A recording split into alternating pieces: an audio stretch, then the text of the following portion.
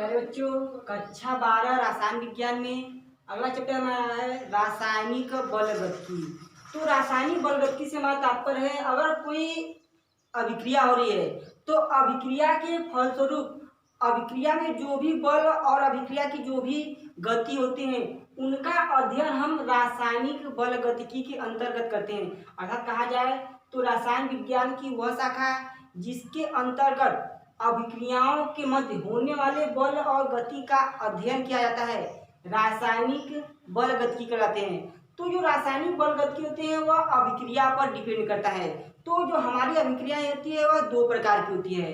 तो हमारा पहला अभिक्रिया होता है तीव्र अभिक्रिया। तीव्र अभिक्रिया या तीव्र अभिक्रियाएं। तो तीव्र अभिक्रिया का मतलब है कि अभिक्रिया क्या हो, तेजी से क्या हो, पूरा हो या कम समय में वह संपन्न हो जाए। तो जिसे हम क्या करते हैं, कोई अभिकारक पदार्थ ले लेते हैं। तो अभिकारक पदार्थ हमने सोडियम लिए और इसकी अभिक्रिया हमने क्या किया, क्लोरीन से कराई। तो हमको उत्पाद के रूप में NaCl प्राप्त हो जाता है। तो हमने अभिकारक Na लिया है और दूसरा अभिकारक क्लोरीन है। तो सोडियम की अभिक्रिया अगर हम क्लोरीन से कराते हैं तो हमको NaCl प्राप्त हो जाता है। तो देखते हैं कि सोडियम क्लोरीन के साथ क्रिया करके NaCl बनाता है। तो इस अभिक्रिया के अंतर्गत यह क्या है, तेजी से संपन्न होती है। अर्थात कम समय में सोडियम क्लोरीन से अभिक्रिया करके सोडियम क्लोराइड का निर्माण करता है। तो कहा जाता है जो आयनिक अभिक्रियाएं होती हैं उनको हम तीव्र अभिक्रिया कहते हैं। तो अगर हम तीव्र अभिक्रिया कहें, वे अभिक्रियाएं जो कम समय में अभिकारक से उत्पाद का निर्माण करें। तो यो Na और आपका Cl है, यह आपका अभिकारक है और जो हमारे NaCl प्राप्त हुआ है यह हमारा उत्पाद है। तो इनके मध्य में अभिकारक से जब उत्पाद बने तो इनके मध्य जो समय है वह बहुत कम है। अर्थात कम समय में अभिकारक से उत्पाद बनाए, उन अभिक्रियाओं को हम तीव्र अभिक्रिया कहते हैं। जैसे अगर हम PCl3 की अभिक्रिया हम क्लोरीन गैस के साथ कराते हैं तो हमारा बनता है PCl5। तो यह भी अभिक्रिया देख रहे हैं कम समय में उत्पाद का निर्माण करते हैं। तो जितने भी आयनिक अभिक्रियाएं होती हैं वह आपके तीव्र अभिक्रिया कराती हैं। जैसे पोटेशियम की अभिक्रिया क्लोरीन के साथ कराते हैं तो हमारा बनता है पोटेशियम क्लोराइड। तो यह भी आपकी आयनिक अभिक्रिया है। पोटेशियम आपका धन आवेश होता है और क्लोरीन आपका ऋण आवेश, तो और मिलकर आपके पोटेशियम क्लोराइड का निर्माण करते हैं। अर्थात यह भी आपकी आयनिक अभिक्रियाएं हैं। और दूसरा अभिक्रिया होता है हमारा मंद अभिक्रिया। मंद अभिक्रिया या अभिक्रियाएं, मंद अभिक्रियाएं। तो मंद अभिक्रियाओं के लिए कहा जाता है कि अगर कोई अभिकारक पदार्थ उत्पाद पदार्थ का निर्माण करता है उसके मध्य में क्या हो, समय अंतराल तीव्र अभिक्रिया की अपेक्षा अधिक हो। अगर जिसे हम बात करते हैं हाइड्रोजन गैस की अभिक्रिया हम क्लोरीन गैस के साथ कराते हैं तो यह आपके हाइड्रोक्लोरिक अम्ल अर्थात HCl का निर्माण करते हैं। तो अब देखिए जो हाइड्रोजन यहाँ है यह आपका आयनिक अवस्था में नहीं है और क्लोरीन भी आपके आयनिक अवस्था में नहीं है और यह दोनों देख रहे हैं आपके अणु की अवस्था में, अर्थात कर लीजिए कि आपके आणविक अवस्था में है, आणविक रूप में। और यह भी अभिकारक है और यह भी अभिकारक है और यह अभिकारक आपके उत्पाद का निर्माण कर रहा है। यहाँ आपका उत्पाद है। तो देख रहे हैं हाइड्रोजन और क्लोरीन आपस में क्रिया करके HCl का निर्माण करते हैं। तो यह जो अभिक्रिया होती है यह अभिक्रिया आपकी मंद अभिक्रिया कहलाती है। तो मंद अभिक्रिया के लिए कहा जाता है कि अगर कोई अभिकारक पदार्थ तीव्र अभिक्रिया के अपेक्षा अधिक समय में, तीव्र अभिक्रिया की अपेक्षा अधिक समय में उत्पाद का निर्माण करते हैं उन अभिक्रियाओं को हम मंद अभिक्रिया कहते हैं। या कह लीजिए वे अभिक्रियाएं जो अधिक समय में अभिकारक से उत्पाद का निर्माण करती हैं मंद अभिक्रिया कहलाती हैं। जैसे अगर हम बात करें नाइट्रोजन प्लस हाइड्रोजन कि आपस में अभिक्रिया कराते हैं तो हमारा बनता है NH3, ये हमारा अमोनिया बनता है। तो अमोनिया में देखिए हाइड्रोजन जो नाइट्रोजन है आपके अणु के रूप में है और हाइड्रोजन भी आपका अणु ग्रुप में है, अर्थात दोनों अणु आपस एक संबंधित 3 के अनुपात में मिलकर आपके अमोनिया का निर्माण किए हैं। तो यह भी अभिक्रिया आपकी मंद अभिक्रिया है। तो मंद अभिक्रिया की यह विशेषता होती है कि इन अभिक्रियाओं के द्वारा हम अभिक्रिया का वेग की निर्धारण करते हैं। तो अभिक्रिया का वेग, तो आइए देखते हैं अभिक्रिया का वेग होता क्या है।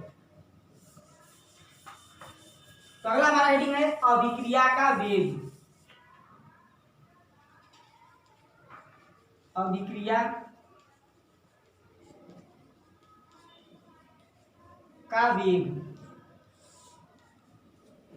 तो जिसे मान लेते हैं हम कोई अभिकारक पदार्थ लिए है, अभिकारक पदार्थ ए है, या आपका ए अभिकारक पदार्थ है,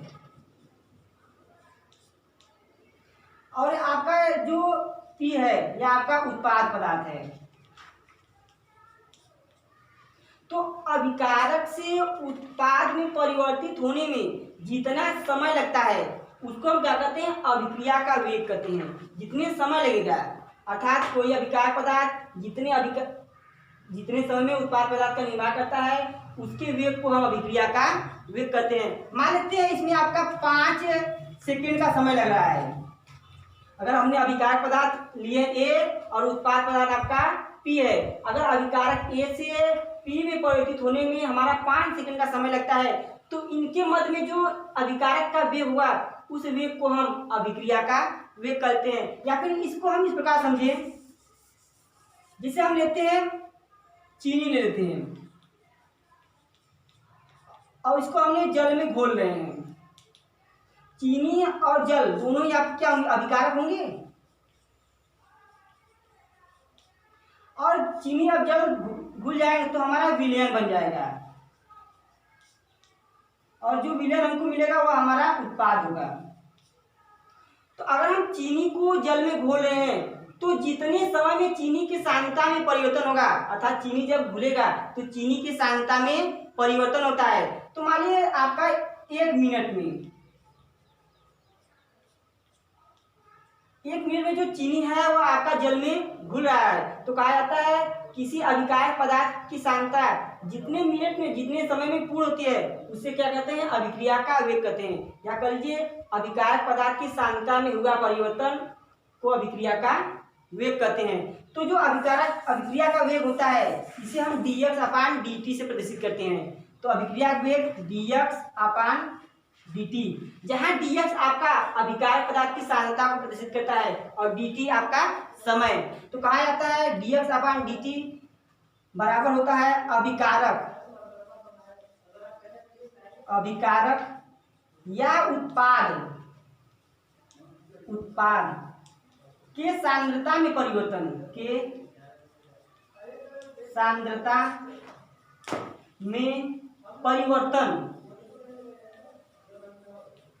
बटे आपका समयांतराल। तो अब देखिए जो आपका dx है वह अभिकारक हो या उत्पाद हो उसके सांद्रता में जो वह परिवर्तन होता है, और जो dt होता है वह लिया गया आपका समयांतराल होता है। तो कहा जाता है इकाई समय में अभिकारक या उत्पाद की सांद्रता में हुआ परिवर्तन अभिक्रिया का वेग कहलाता है। तो इसके बाद अगला हमारा है अभिक्रिया की आणविकता। अभिक्रिया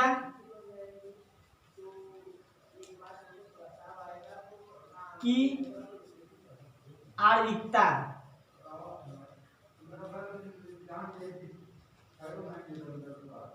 अब देखिए अभिक्रिया की आणविकता होती क्या है। जैसे हमने ले लिया है ए और बी, यह दोनों ही आपके अभिकारक है, यह भी अभिकारक है आपका और यह भी आपका अभिकारक है।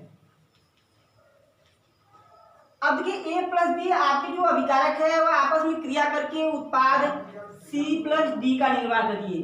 तो जो सी है यह भी आपका उत्पाद होगा और जो डी है यह भी आपका उत्पाद होगा। तो कहा जाता है किसी अभिक्रिया में तो ए प्लस बी आपस में क्रिया करके सी प्लस डी का निर्माण किए, तो जो ए प्लस बी है यह आपके दोनों ही अभिकारक होंगे। तो कहा जाता है किसी अभिक्रिया में जितने अभिकारक अणु भाग लेते हैं उन अभिकारक अणुओं को अभिक्रिया की आणविकता कहते हैं। तो अगर हम ए प्लस बी में देखें तो इस अभिक्रिया की आणविकता एक के लिए और एक बी के लिए, अर्थात इसके लिए आयुक्ता आपकी 2 होगी। तो देखिए यहाँ पर 1 और 2 मोल है, तो एक अभिकारक है ए और दूसरा का अभिकारक आपका है बी, तो दोनों की आयुक्ता कितनी हुई? 1 है। तो दोनों ही क्या है, आपस में अभिक्रिया में भाग लेते हैं। अगर हम कहते हैं ए प्लस बी प्लस सी, आपका उत्पाद D plus E plus F. तो देख रहे हैं यहाँ पर एक आपका ए है, दूसरा आपका बी है और तीसरा सी है।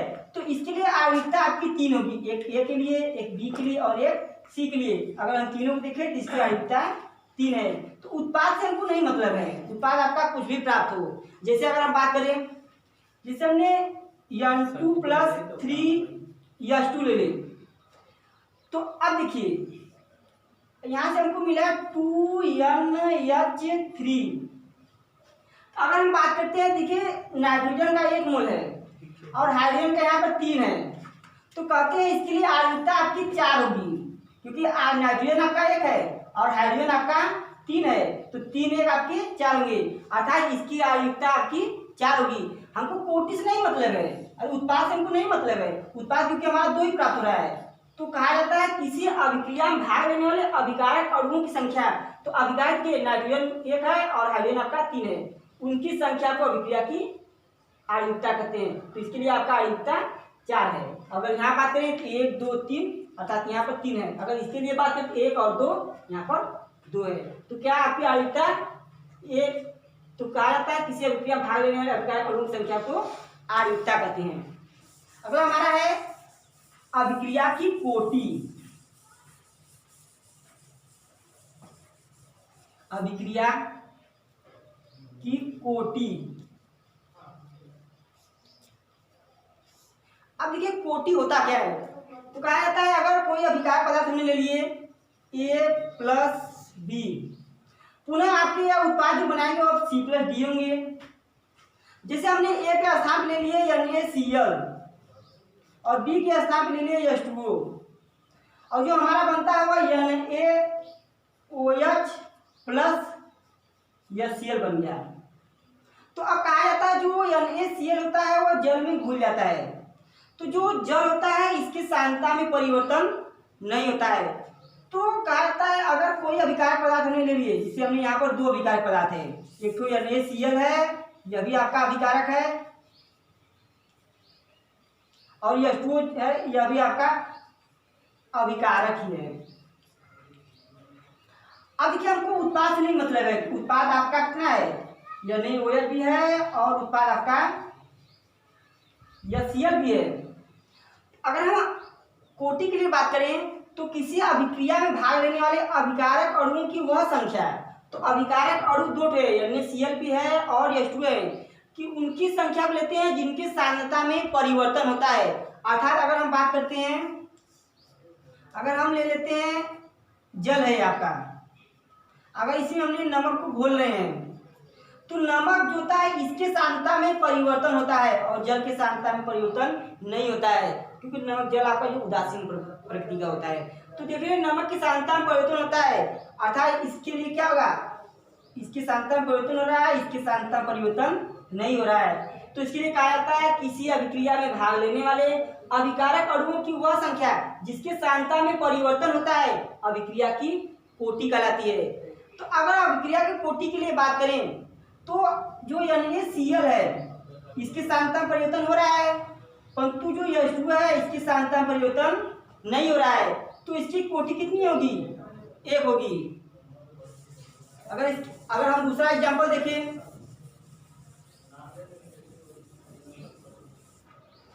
इसे ले लेते हैं CH3COOCH2H5 का अगर हम क्या करते हैं H2O से अभिक्रिया कराते हैं तो हमको मिलता है CH3COOH प्लस C2H5OH। तो कहा जाता है यह एथिल एसीटेट है,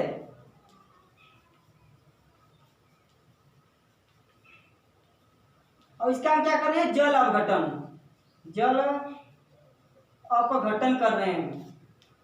अगर हम एथिल एसीटेट का अगर हम जल अपघटन कर रहे हैं तो एथेनोइक और आपके एल्कोहल प्राप्त हो गए, अर्थात आपकी ये एसिटिक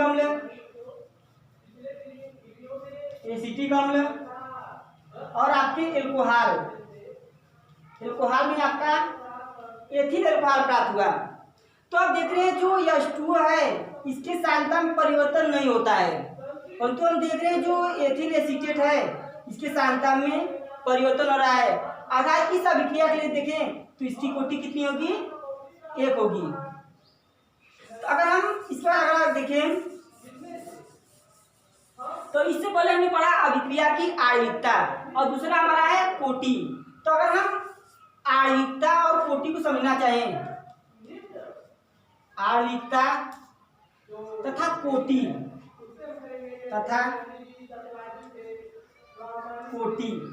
में अंतर,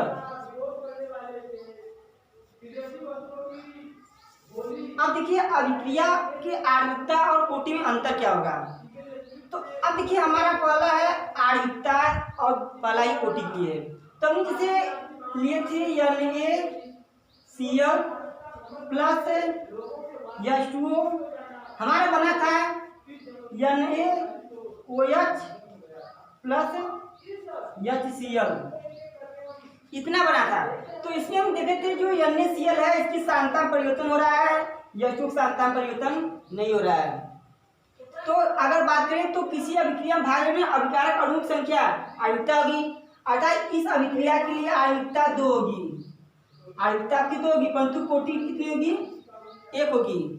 तो कहा जाता है जितने अभिकारक अणु अभिक्रिया में भाग लेते हैं वह उसकी आणविकता होती है, जितने अभिकारक अणु की सांद्रता में परिवर्तन होता है वह कोटि होती है। अब देखिए यहाँ पर हमने 2 अभिकारक अणु लिए हैं, मान लेते हैं दोनों अभिकारक अणु की सांद्रता में परिवर्तन नहीं होता है। जैसे अगर हम इसी का स्थान ले लिए हाइड्रोजन प्लस सल्फर आयोडीन ले लिए, हाइड्रोजन गैस और आपके आयोडीन ले लिए और हमारा बन गया HI हाइड्रोजन आयोडाइड। तो देख रहे हैं हाइड्रोजन की भी सांद्रता में परिवर्तन नहीं होता है, आयोडीन की भी सांद्रता में परिवर्तन नहीं होता है, परंतु अगर इसकी बात करें तो इसकी आणविकता कितनी होगी, 2 होगी, एक हाइड्रोजन के लिए और दूसरा आपके आयोडीन के लिए। तो इसकी आणविकता 2 है परंतु इसकी कोटि कितनी है, 0 है। तो कहा जाए कि किसी अभिक्रिया के लिए आणविकता का मान 1, 2, 3 पूर्णांक कुछ भी हो सकता है, परंतु किसी अभिक्रिया के लिए कोटि का मान 0 भी हो सकता है। देख रहे हैं आणविकता यहाँ पर 2 है परंतु यहाँ पर कोटि 0 है। अगर हम बात करते हैं जो आणविकता होती है, अगर हम बात करते हैं जिसे हमने लिखा H2 प्लस I2, आपका बना था 2HI, इतना बना था। तो अगर इसके लिए देखें तो आपकी जो आणविकता है, आणविकता आपकी 2 थी और आपकी हम कोटि की बात करें, कोटि हमारी 0 थी। अगर इसके लिए हम बात करते हैं तो आणविकता हमारा 2 है, जबकि कोटि हमारी कितनी है, 1 है। अब देखिए यहाँ पर जो आणविकता का मान है वह कोटि से अधिक है, आणविकता का मान कोटि से अधिक है। तो कहा जाता है जो आणविकता कोटि का मान होता है वह आणविकता से कम या आणविकता के बराबर होता है, परंतु जो आणविकता का मान होता है वह कोटि के बराबर या कोटि से अधिक हो सकता है। अब हम देख रहे हैं जो कोटि है, कोटि का मान 0 भी हो सकता है, परंतु आणविकता का मान कभी 0 नहीं होता है। अगर कोटि जो होती है वह आपकी भिन्नात्मक भी हो सकती है, परंतु आणविकता आपकी भिन्नात्मक नहीं होती है, क्योंकि आणविकता देखिए हमने NaCl लिया है तो NaCl आपका रहेगा ही, अगर इसकी सांद्रता में परिवर्तन हो रहा है या फिर नहीं होगा। अगर इसकी आधी सांद्रता में परिवर्तन होता है तो आधी हो जाएगी, अगर पूरी सांद्रता में परिवर्तन तो आपकी 1 हो जाती है।